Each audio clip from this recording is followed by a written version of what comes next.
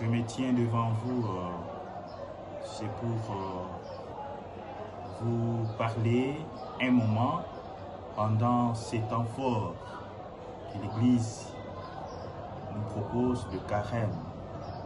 Parler du sens spirituel et comment vivre les carèmes dans nos vies en tant que chrétiens.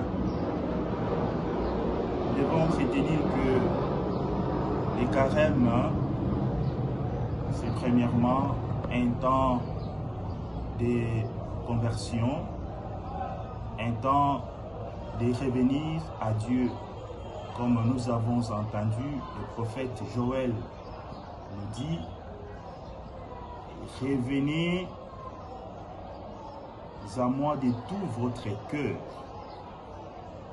revenir au Seigneur.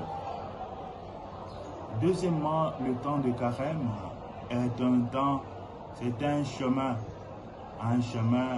de purification, un chemin de conversion sincère, un chemin de changement de comportement. Changement de comportement, un chemin de nous détacher de ce qui nous éloigne de Dieu. Ensuite, le temps de carême est aussi un temps de combat spirituel. Le carême nous unit aux 40 jours de Jésus au désert. Et c'est un temps de combat spirituel contre les tentations, mais aussi un temps de confiance totale à Dieu. Enfin, le carême, c'est bel et bien l'itinéraire vers la Pâque. Le carême n'est pas seulement un temps de tristesse. Il est orienté vers la joie de la résurrection. Nous passons par la croix pour entrer dans la vie nouvelle. Voilà, en synthèse, je peux dire, le carême, dans son sens spirituel, c'est un chemin de conversion, c'est un chemin de purification, c'est un temps de combat spirituel, c'est aussi l'itinéraire vers la joie pascale. Les vies de la radio Elikia, il y a les 3 piliers concrets pour bien vivre dans le carême. Premièrement, il y a la prière. Pendant ces temps de carême, nous sommes appelés à prendre un temps de nous ressourcer vers Dieu, de nous mettre à l'intimité avec notre Seigneur. Temps de prière. Temps de carême aussi, c'est pour chacun de nous un temps de partage.